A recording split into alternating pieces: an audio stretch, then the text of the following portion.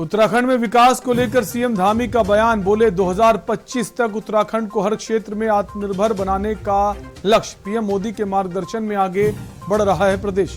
देहरादून में कांग्रेस पर हमलावर हुए कर्नल कोठियाल, मुकुम संगमा की बातों पर जताई सहमति, कहा कांग्रेस देश को नहीं दे सकती बेहतर विकल्प। आगामी चुनाव से पहले कांग्रेस है तैयार। पौड़ी दौरे पर पूर्व सीएम हरीश रावत का बयान, कहा विकास की पटरी से उतर चुका है प्रदेश, कांग्रेस की आने पर होगा विकास। देहरादून में देवस्थानम बोर्ड को भंग करने को लेकर आंदोलन, पुरोहितों ने किया सचिवालय कूच, विपक्ष और आप भी पुरोहितों के साथ। उत्तराखंड में थैलेसीमिया मरीजों को मिलेगी बोन मैरो ट्रांसप्लांट की सुविधा, देश के नामी अस्पतालों में मिलेगा इलाज। आप देख रहे हैं के न्यूज, खबरों का सारथी। नमस्कार, उत्तराखंडी खबरों में आपका स्वागत है। मैं हूं आपके साथ शैलेंद्र चौहान और बुलेटिन की शुरुआत करेंगे देहरादून की बड़ी खबर से। सीएम धामी का दिल्ली दौरा है। उत्तराखंड के मुख्यमंत्री दिल्ली पहुंचे हैं और जहां जेपी नड्डा, जो बीजेपी के राष्ट्रीय अध्यक्ष हैं, उनसे मुलाकात करेंगे।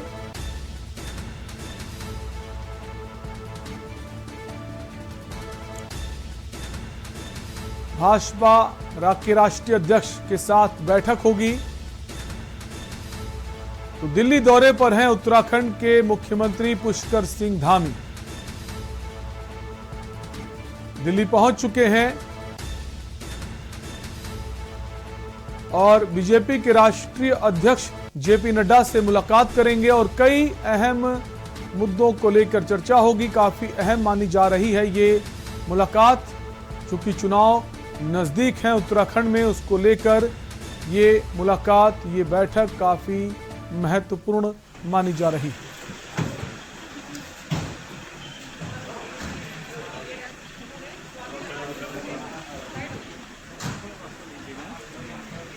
श्रृंखला आयोजित की है और ये इस श्रृंखला का आज तीसरा कार्यक्रम है। तीसरे कार्यक्रम में आज बहुत सारे श्रोतागण, जिसमें हमारे नीति आयोग के उपाध्यक्ष जी हैं और भारत सरकार के वैज्ञानिक सलाहकार राघवन जी हैं, साथ में बहुत सारे वैज्ञानिक हैं, विभिन्न क्षेत्रों के डायरेक्टर हैं, निदेशक हैं, कुलपति हैं और विशिष्ट क्षेत्रों में काम करने वाले हमारे पद्म विभूषण पद्मश्री अनिल जोशी जी हैं। सभी लोगों के विचार इसमें आ रहे हैं। तो दिल्ली पहुंच गए हैं उत्तराखंड के सीएम पुष्कर सिंह धामी। इसी खबर पर हमारे साथ दिल्ली से हमारे रेजिडेंट एडिटर अमित दुबे जुड़ गए हैं। अमित, कितनी अहम है ये मुलाकात बीजेपी के राष्ट्रीय अध्यक्ष जेपी नड्डा से उत्तराखंड के सीएम पुष्कर सिंह धामी के, और कितना महत्वपूर्ण है ये दौरा? देखिए, चुनावी माहौल है खासतौर पे, और ऐसे बहुत जल्द उत्तराखंड में चुनाव होने वाले हैं और ऐसे में राष्ट्रीय अध्यक्ष जेपी नड्डा से मुलाकात जाहिर तौर पर चुनावी रणनीति का हिस्सा है कि आगे उत्तराखंड में कैसे काम करना है, किस तरह की चीजों को तरजीह देनी है, कौन कौन सी आगे एक बड़ी बैठकें जो है वो उन्हें लेके पुष्कर सिंह धामी उत्तराखंड में प्रधानमंत्री और गृह मंत्री की बड़ी रैलियां चाहते हैं, उस तरह के एजेंडे से यहाँ डिस्कस होगा। इसके साथ ही केंद्रीय मंत्रियों के साथ भी मुलाकात है। हालांकि अभी तक टाइम जरूर नहीं मिला है, लेकिन कई जगह अपॉइंटमेंट नोट करा दी गई है। केंद्रीय मंत्रियों के साथ मुलाकात करेंगे। जो समाज योजनाएं चल रही है केंद्र सरकार के थ्रू चलती है, उनके लिए न सिर्फ फंड की रिलीजिंग हो, बल्कि जल्द से जल्द उन योजनाओं को पूरा किया जा सके। अमित, अगर बात करें देवस्थानम बोर्ड को लेकर, इस वक्त बहुत लोग नाराज हैं और सचिवालय कूच भी किया जा रहा है। क्या ये माने कि बहुत जल्द देवस्थानम बोर्ड का मुद्दा सुलझ सकता है, उसको लेकर भी ये बैठक हो सकती, बातचीत हो सकती है? देखिए, जैसा कि मैं बात कह रहा था कि जो चुनावी माहौल है तो कई सारे एजेंडे होते हैं, हर तरह की बात जो है वो चुनाव में होती है और बीजेपी अपने चुनाव को बहुत सीरियस यानी युद्ध स्तर पर लड़ती है। तो जाहिर तौर पर पहले से ही लगातार जो है, चाहे वो मुख्यमंत्री की अगुवाई की बात करें या केंद्रीय नेतृत्व के मार्गदर्शन की बात करें, लगातार इस तरह के दिशा निर्देश दिए जाते हैं जिसपे तमाम लोग काम करते हैं। और यहाँ बात तो दर्शाता है कि जो गाइडलाइंस उन्हें दी जाएगी आखिरकार उत्तराखंड में, न सिर्फ वो फॉलो करनी है बल्कि चुनाव अंतिम चरण तक पहुंचाना है, कैसे जीत तक ले जाना, उसका भी फंड दिल्ली से ही दिया जाता है।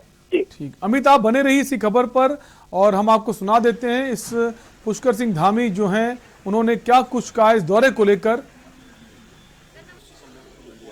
सर, प्रधानमंत्री उत्तराखंड दौरे पर भी जा रहे हैं, तो उस पर भी चर्चा आज दिल्ली में होगी। प्रधानमंत्री जी का कार्यक्रम पूरी तरह से तय है और उसमें बहुत सारी योजनाएं जो विकास की योजनाएं हैं जो पूरी होती हैं, उन सभी का उनके द्वारा लोकार्पण होना है और बहुत सारी नई योजनाएं हैं, उन योजनाओं का उस दिन शिलान्यास होना है। साथ ही एक बड़ी विशाल जनसभा होगी वो उसमें सम्मिलित करना। तो क्या सर देवस्थानम बोर्ड के लिए चर्चा होगी? तो पुष्कर सिंह धामी जो हैं मुख्यमंत्री दिल्ली पहुंच चुके। हमारे साथ अमित दुबे रेजिडेंट एडिटर बने हुए। अमित, कई सारी नाराजगियां हैं कई विभागों के कर्मचारियों को, चाहे संविदा कर्मी की बात करें और भी लोग हैं जो लगातार प्रदर्शन कर रहे हैं सरकार के खिलाफ। सरकार नहीं चाहेगी कि चुनाव नजदीक है उनकी नाराजगी का सामना करना पड़े, तो क्या कई सारी जो लोग मांगे उठा रहे हैं बहुत सारे मुद्दों को लेकर इस वक्त उत्तराखंड में, चूंकि चुनाव नजदीक है, क्या उनकी मांगों को भी माना जाएगा? उसको लेकर भी ये बैठक काफी अहम है कि जो मुद्दे भुनाने की कोशिश है विपक्षी पार्टियों को, वो विपक्षी पार्टियां ना भुना पाए और उनकी बातें मान लें। देखिए, जो खासतौर पर क्षेत्रीय मुद्दे हैं, प्रदेश के मुद्दे हैं, उन्हें धामी को ही सुलझाना है। मुख्यमंत्री इसके क्या कोई डिसीजन लेते हैं वो देखना होगा, लेकिन जाहिर तौर से केंद्र की तरफ से जिस तरह से मार्गदर्शन दिया जाता है, दिशा निर्देश दिए जाते हैं, तो वो दिशा निर्देश जरूर आज दिए जाएंगे और उनका कहीं ना कहीं पालन भी जो है वो तमाम राज्यों के मुख्यमंत्री चाहे पुष्कर सिंह धामी हो या अन्य हो उन्हें करना होता है। लेकिन जिसकी मैं लगातार बात कह रहा था, क्योंकि कई योजनाएं जो है वो पेंडिंग है, तो जल्द से जल्द मुख्यमंत्री लोगों की, कर्मचारियों की नाराजगी दूर करना चाहते हैं और यही बड़ी वजह है कि केंद्रीय मंत्रियों के साथ भी कई जगह टाइम मांगा गया है, यानी केंद्रीय मंत्रियों के साथ मुलाकात होगी, जाहिर तौर पर फंड रिलीजिंग के बात होगी, क्योंकि कई सारी ऐसी योजनाएं हैं जो उत्तराखंड की जो 90 और 10, 70 और 30 की रेशियो में चलती है। ऐसे में उन योजनाओं को आगे बढ़ाने के लिए जो पैसे की कमी ना हो, इसलिए केंद्र सरकार से, क्योंकि चुनावी माहौल है, जरूर गुहार की जाएगी कि जल्द से जल्द फंड को रिलीज किया जाए ताकि उत्तराखंड की समस्याओं का समाधान हो। जी, तो फंड एक बड़ी समस्या होता है, जो कि अक्सर देखा जाता है प्रदेश की जो समस्याएं होती हैं, जो मांगे होती हैं, उसको लेकर अगर कोई फैसला लेता है मुख्यमंत्री तो कैबिनेट की बैठक करता है, बड़े मंत्रियों के साथ बैठता है प्रदेश में। लेकिन उत्तराखंड में खासतौर पर हमेशा देखा गया, चाहे कांग्रेस की सरकार हो चाहे बीजेपी की सरकार हो, अगर कुछ बड़े फैसले आपको लेने हैं तो आपको दिल्ली का रुख करना पड़ता है। तो उससे जोड़कर देखें ये दौरा, ये मुलाकात।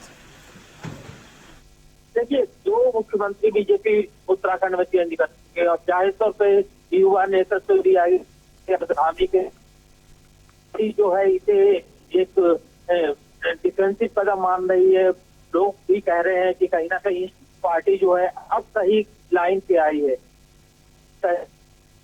ये सबसे बड़ी बात है और यही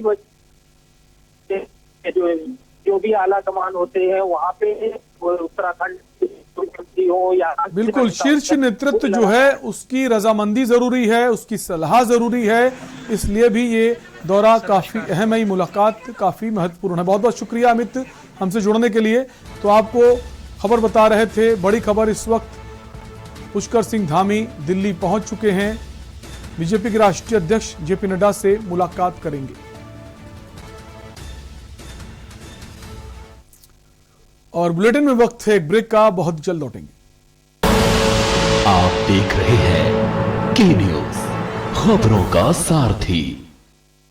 प्रधानमंत्री जी के महासंकल्प को आत्मसात करते हुए मुख्यमंत्री पुष्कर सिंह धामी के नेतृत्व में उत्तराखंड सरकार जल जीवन मिशन को बेहतर तरीके से क्रियान्वित कर रही है।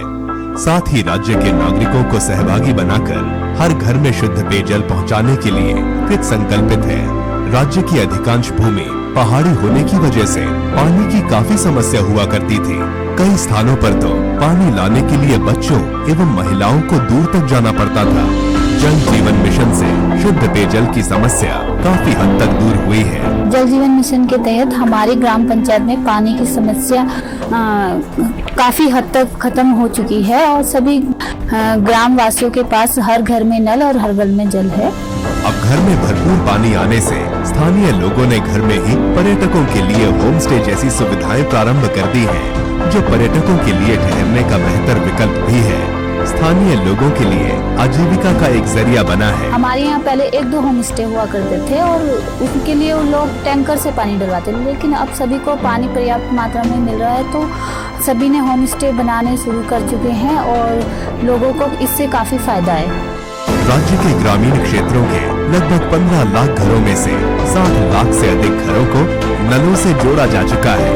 शहरी क्षेत्रों में लगभग 12 लाख घरों में से 5 लाख से अधिक घरों को पेयजल योजना से जोड़ा जा चुका है।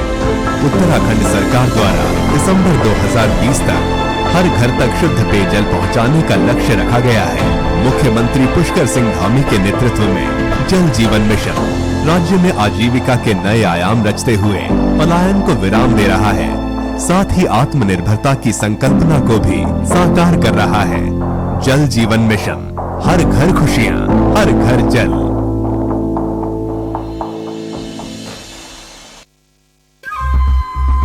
सुपुत्र मेडिटेशन गुरु बेहद नेक और पिताश्री थोड़े रंगीले, थोड़े दिल फेंक।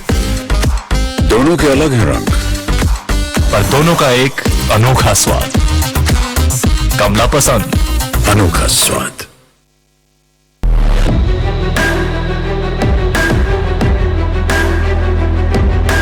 हमारे देश का गौरव है वीर जवान, हिंदुस्तान की शान है ये वीर जवान। थल सेना, वायुसेना, नौसेना और अर्धसैनिक बलों के जवानों की वीरता और भारत की रक्षा शक्ति को मजबूती प्रदान करने के उद्देश्य से उत्तर प्रदेश में डिफेंस इंडस्ट्रियल कॉरिडोर की शुरुआत की गई। माननीय प्रधानमंत्री नरेंद्र मोदी के आत्मनिर्भर भारत अभियान और मेक इन इंडिया के लक्ष्य को पूरा करने के लिए ये मील का पत्थर साबित होगा। यूपी डिफेंस इंडस्ट्रियल कॉरिडोर इस अभियान में सारथी की भूमिका निभाने जा रहा है। माननीय मुख्यमंत्री योगी आदित्यनाथ जी के कुशल नेतृत्व में उत्तर प्रदेश में डिफेंस कॉरिडोर का निर्माण मिशन मोड में हो रहा है। ये एल आकार का गलियारा विविध संभावनाएं प्रदान करता है, जो प्रदेश के महत्वपूर्ण शहरों जैसे अलीगढ़, आगरा, लखनऊ, कानपुर, झांसी व चित्रकूट को जोड़ेगा। डिफेंस कॉरिडोर के लिए अब तक 4000 करोड़ के निवेश प्राप्त हो चुके हैं। उत्तर प्रदेश आने वाले समय में भारत को रक्षा उत्पादन क्षेत्र में आत्मनिर्भर बनाने के लिए महत्वपूर्ण योगदान देगा। सोच ईमानदार, काम दमदार। जुबान के लिए उड़ चला गैरों की जमीन पर, खुशबू अपने पन की ढूंढता। दूर कितना भी जाओ, इस जुबान से दूर ना जा पाओगे। रुमर बोलो जुबान केसरी। आप देख रहे हैं के न्यूज, खबरों का सारथी। ब्रेक के बाद आपका स्वागत है। खबर देहरादून से है, जहां सीएम धामी ने कहा कि हमारा कोविड टेस्टिंग और दिशा निर्देशों को लेकर पूरा ध्यान है। हम सजग हैं, हम कोशिश कर रहे हैं कि इसे हर प्रकार से रोका जाएगा। जो जरूरी इंतजाम है वो सब कराए जाएंगे। और क्या कुछ कहा आपको सुनाते हैं। आयोजित की है और ये इस श्रृंखला का आज तीसरा कार्यक्रम है। तीसरे कार्यक्रम में आज बहुत सारे श्रोतागण, जिसमें हमारे नीति आयोग के उपाध्यक्ष जी हैं और भारत सरकार के वैज्ञानिक सलाहकार राघवन जी हैं, साथ में बहुत सारे वैज्ञानिक हैं, विभिन्न क्षेत्रों के डायरेक्टर हैं, निदेशक हैं, कुलपति हैं और विशिष्ट क्षेत्रों में काम करने वाले हमारे पद्म विभूषण पद्मश्री अनिल जोशी जी हैं। सभी लोगों के विचार इसमें आ रहे हैं और एक विचार श्रृंखला कि हमारा राज्य 2025 में जब 25 वर्ष का होगा तो कैसे ये देश का श्रेष्ठ राज्यों में से एक राज्य बने, उसके लिए सबके विचार लिए जा रहे हैं और उसी विचार श्रृंखला को हम आगे तक भी चलाएंगे। आज 4 सेशन इसमें होने वाले हैं। अभी ये पहला सेशन चल रहा है, उसके बाद 3 सेशन और चलेंगे। मेघालय में कांग्रेस के पूर्व सीएम समेत 11 कांग्रेसी विधायक टीएमसी में शामिल हो गए, जिस पर आप सीएम प्रत्याशी कर्नल कोठियाल ने अपनी प्रतिक्रिया दी है। उन्होंने ट्वीट कर कांग्रेस को डूबता जहाज बताया है। कांग्रेसी पूर्व सीएम मुकुम संगमा का कहना है कि कांग्रेस देश को बेहतर विकल्प नहीं दे सकती, इसलिए पूरे देश में कांग्रेसी विधायक पार्टी छोड़कर किसी न किसी अन्य दलों में शामिल हो रहे हैं। वहीं कर्नल कोठियाल ने मुकुम संगमा की बातों पर सहमति जताते हुए एक बार फिर कांग्रेस पर निशाना साधा है।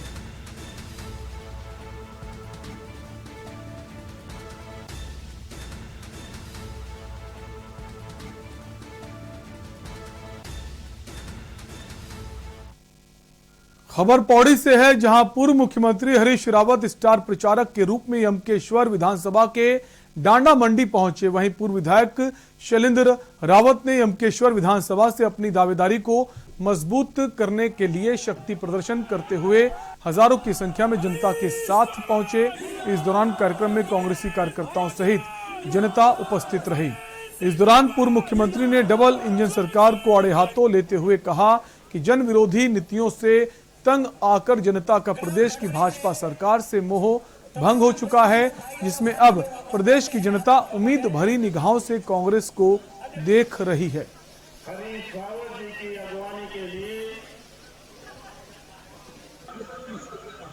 हम जनता का विश्वास जीते हैं और चुनाव के वक्त में पहले आगे पीछे जो कहिए, लेकिन चुनाव के वक्त में जो पार्टी का निर्देश है उस निर्देश के साथ सब खड़े। मैं यहाँ जितनी बार आया चुनाव के दिनों में, मैंने हजूम उम्र का वक्त और जब गिनती शुरू होती है तो मुझे निराशा हुई। और इस बार मैं हाथ जोड़ करके आप सबसे विनती करके जा रहा हूँ कि इस बार वो निराशा नहीं होनी चाहिए और यमकेश्वर से कांग्रेस का खाता खोलना। निर्दलीय पे वार, ये नारा दिया है कि अब की बार निर्दलीय पे वार। और शैलेंद्र रावत, पहले भी शैलेंद्र रावत को पार्टियों ने टिकट नहीं दिया, 2012 में नहीं दिया, 17 में नहीं दिया। शैलेंद्र रावत निर्दलीय नहीं लड़ता, शैलेंद्र रावत हाथ के निशान पे ही लड़ेगा, ये तय है ना। पार्टी अगर हाथ का निशान देगी तो बिल्कुल मजबूती से लड़ा जाएगा। अब दावेदार तो कितने होते हैं, दावेदार कितने होते हैं, सबको तो टिकट नहीं मिल सकता, टिकट एक को ही मिलेगा। अब जिसको टिकट मिलेगा, जब हमने कह दिया कि हम निर्दलीय नहीं लड़ेंगे, पार्टी को मजबूत करेंगे, तो सबको ये ऐसा मन में करना चाहिए। और अगर कोई निर्दलीय लड़ेगा तो अब की बार निर्दलीय पे वार होगा। और यहाँ पर वक्त एक ब्रेक का है, बने रहिए हमारे साथ। आप देख रहे हैं के न्यूज, खबरों का सारथी। ओले ओले ओले ओले, किसका देखो तो बाबू? हेलो, कौन? नमस्कार मैडम जी हम 10, वही जो बच्चों को देते हैं बड़ा काश। गंदे गंदे नटखट पर गंदे गंदे नटखट आ रहे हैं, दस्त दस्त देंगे बड़ा हम कष्ट। सोचा आपको बता दें कि हम फिर मिलने आ रहे हैं आपके बच्चे से। बड़ी याद आ रही है उसकी। और लंबा प्रोग्राम बनाया है इस बार। आपके बच्चे को खूब बिगाड़ेंगे, मतलब उसकी तबीयत बिगाड़ेंगे, जितनी परेशानी दे सके देकर जाएंगे। खूब मस्ती करने आए। हम आ गए। अरे इसको तो 10 शुरू हो गए हैं। 10 ऐसे बताकर नहीं आते, तो 10 के लिए तैयार रहना। घर में ORS है ना, और हाँ, साथ में जिंक भी देना। दस्त की इलाज में देरी हुई तो शरीर में पानी और पोषण की कमी जानलेवा हो सकती है, इसलिए दस्त शुरू होते ही ORS और जिंक शुरू करें। तो दस्त के लिए तैयार रहना। घर में ORS है ना। सुपुत्र मेडिटेशन गुरु बेहद नेक और पिताश्री थोड़े रंगीले, थोड़े दिलफेक। दोनों के अलग हैं रंग, पर दोनों का एक अनोखा स्वाद। कमला पसंद, अनोखा स्वाद। दिल्ली सरकार के स्कूलों के 3 लाख बच्चे, उनके 51,000 बिजनेस आइडियाज और सरकार की ओर से 60 करोड़ रुपए का seed capital.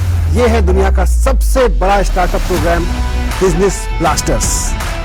Business blasters program के हर एपिसोड में हम मिलेंगे ऐसी ही 3 टीमों से जो इन्वेस्टर्स के सामने अपने बिजनेस आइडिया को करेंगी पिच, ताकि उन्हें अपने बिजनेस के लिए मिल सके इन्वेस्टमेंट। अब कल के बड़े बड़े बिजनेसमैन एंड वुमेन निकलेंगे दिल्ली सरकार के स्कूलों से। बिजनेस ब्लास्टर्स 28 नवंबर से हर रविवार शाम 7 बजे प्रमुख टीवी चैनल्स पर। स्वाद और खुशबू में झूम के भाई लेके आए गोल्डी मसाले। गोल्डी मसाले, खुशबू और स्वाद ऐसा तो रिश्तों में गुस्सा कैसा। पर ये दिल है कि चख रहा है उन्हीं अल्फाजों का दूर कितना भी जाओ, इस जुबान से दूर ना जा पाओगे। रुमल, बोलो जुबान केसरी। आप देख रहे हैं के न्यूज, खबरों का सारथी। ब्रेक के बाद एक बार फिर आपका स्वागत है। खबर देहरादून से है। पिछले 2 सालों से देवस्थानम बोर्ड को भंग करने को लेकर आंदोलन कर रहे तीर्थ पुरोहितों सहित पंडा समाज ने आज सचिवालय कूच किया और जल्द बोर्ड को भंग करने की मांग की। विपक्ष भी इस मुद्दे को भुनाने में लग गया है। नेता प्रतिपक्ष प्रीतम सिंह ने इस प्रदर्शन में शामिल होकर उनको अपना समर्थन दिया और सरकार पर आरोप लगाया कि सरकार इस तरह के कानून बनाकर थोप रही है। बात चाहे कृषि कानून की हो या देवस्थानम बोर्ड की, और कांग्रेस की सरकार बनने पर इस बोर्ड को भंग किया जाएगा। वहीं धरने स्थल पर पहुंची आम आदमी पार्टी के नेता उमा सिसोदिया ने कहा कि सरकार तीर्थ पुरोहितों के साथ गलत कर रही है।